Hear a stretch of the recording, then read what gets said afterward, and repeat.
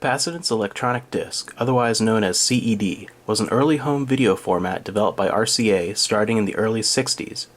But thanks to a myriad of technical difficulties, production was stalled for close to 20 years, and by the time CED was finally released in 1981, it was already obsolete as the far superior Laserdisc format was already on the market, and the emerging VHS and Betamax formats were on their way to dominating the rental scene and capturing home audiences with the allure of being able to record TV directly onto a tape on either of these formats.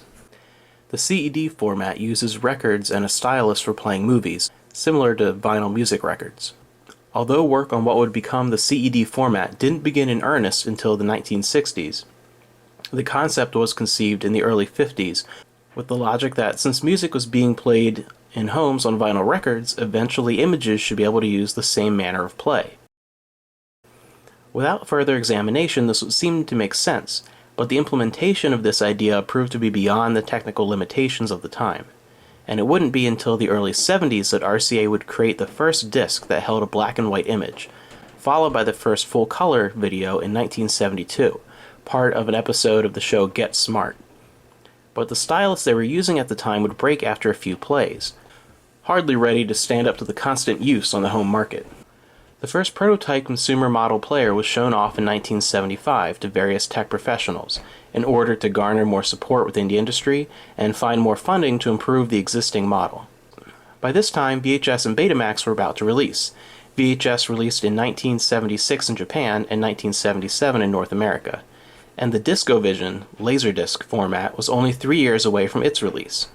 From this point on, Capacitance electronic disc was constantly compared to the far superior Laserdisc format, to which RCA countered that the CED was a simpler format more suitable for the average consumer, and it would feel more comfortable to consumers worldwide who had been already used to using records for music for decades. With revitalized funding and an increasing urgency to release the format before its competitors flooded the market, RCA made a few changes in the technology. The discs themselves, at the time, were a true vinyl record with a thin metal coating and a lubricant applied to smooth the movement of the stylus along the grooves, which were many times smaller and more numerous than in those of an LP, as it needed to show video and sound rather than simply sound alone. But it was decided to move to a simpler and sadly less durable material infused with conductive carbon. The delicate nature of these discs was one of the biggest problems with the format. Like a vinyl record, the grooves would become scratched or worn with use, but worse yet, the incredibly tiny grooves would attract dust that would distort the image and sound. Skipping and getting stuck or dirty on worn grooves is a problem regularly encountered with used discs. This obviously would make CED movies virtually unusable in the rental market. RCA combated these issues by containing the discs in plastic caddies, avoiding exposure to dust outside the player and contact with human hands. While this helped, it did little to alleviate the problem of wear with use. RCA's own stated standard was that each disc could withstand up to 500 viewings, but the quality of the image and sound deteriorated rapidly, and most consumers would consider a disc unwatchable long before 500 playthroughs. Branded as the Selectavision, the first RCA capacitance electronic disc player was released in March of 1981. Now here's how the arm looks before it goes into the player. And here's how the player looks before it becomes one. Thousands of diodes, resistors, and other component parts, including some of the most sophisticated microcomputer chips available today. And they all come together looking like this. And would sell close to 100,000 players that year. That number would only increase to roughly 500,000 units across multiple models of the players, and less than stellar video disc sales. And by the spring of 1984, RCA called it quits. Consumers who had invested in technology would be thankful to get an additional 2 years of video releases before those were discontinued as well. The delays in development meant that CEDs were doomed upon release.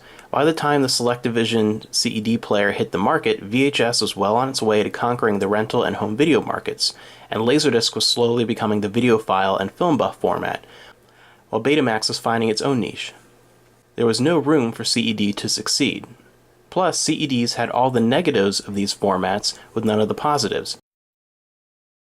Like Laserdiscs, only a certain length of video could be presented on each side of the disc, 60 minutes, and films would have to be flipped at this point, or even spread across multiple discs. But CEDs didn't have the superior video and audio quality of Laserdiscs, nor the durability of the discs themselves. Its sound and image quality was at least on par with VHS, even on the older RF-only models of CED players. But a VHS tape could hold far more video, usually entire movies, on a single tape, eliminating the side switching partway through viewing and in a much smaller physical package. Despite its flaws and brief lifespan, CEDs are still a fascinating and unique part of the home entertainment history. Personally, I love formats like this. They are exactly why I enjoy collecting and preserving pieces of technological history. I've always been fascinated by history in general, the evolution of human integrity in particular, and the uniquely human art of storytelling. Something like the CED format has a way of being able to physically interact with a part of human history and creativity rather than viewing it from afar or through abstract imaginings. It's imperfect, and a CED of a movie will never be my go-to watch copy for a movie night or anything like that, but I find them intriguing and fun to watch. The caddies themselves have some gorgeous artwork and make great collector's pieces. Even the act of sliding the CED into the player and pulling out the empty caddy, getting up and flipping sides halfway through a movie, physically handling this large corporeal form of a film, almost anthropomorphizing a work of art. The same as I feel with things like Laserdiscs and other physical media like complete physical copies of video games. Instead of selecting some ethereal and tangible representation of Raiders of the Lost Ark from a menu on a streaming service, I can pull a solid form from the shelf as if this were the thing itself rather than one of endless copies, and I can feel it, smell it, interact with it, engage my senses in the experience rather than the detachment of digital forms.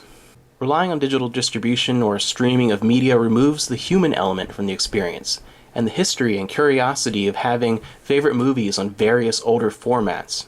As far as collecting and maintaining CEDs and players, I enjoy these early players, the ones with full manual loading. They look and feel heftier and have beautiful metal levers and buttons with a cool retro wood grain cover, and they're easy to maintain since it only requires a single belt to work for the entire mechanism, while some later models had several belts and were a little more complicated and are more likely to break down over time. The downside of these players is the RF-only output, but to be honest, I've been pretty amazed with the quality, especially with the sound, and it's easily comparable to most VHS tapes through composite. Buried alive. Buried alive.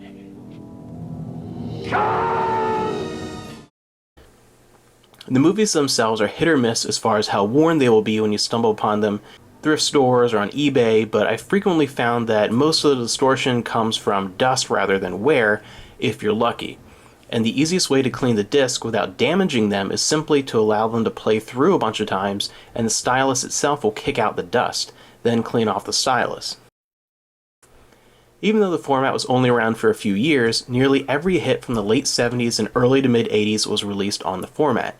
The Pink Panther movies, all three original Star Wars, Neverending Story, Rocky 1 through 4, Alien, John Carpenter's The Thing, Blade Runner, The Goonies, many, many more. Plus classic cartoons and some really great classic black and white films like lots of Marx Brothers films and dozens of film noir and early mystery movies. In total, there were over 1,700 movies released on the CED, and even some shows, including episodes of the original Star Trek series. Overall, CEDs are far from the greatest format out there, but like many other vintage and retro home entertainment formats, there is a special charm to them. Oh yeah, and as a brief aside to end here, in 1983, Japan got its own variation of the video format, a superior form by JVC called the VHD, or Video High Density Disc. But that's a story for another video.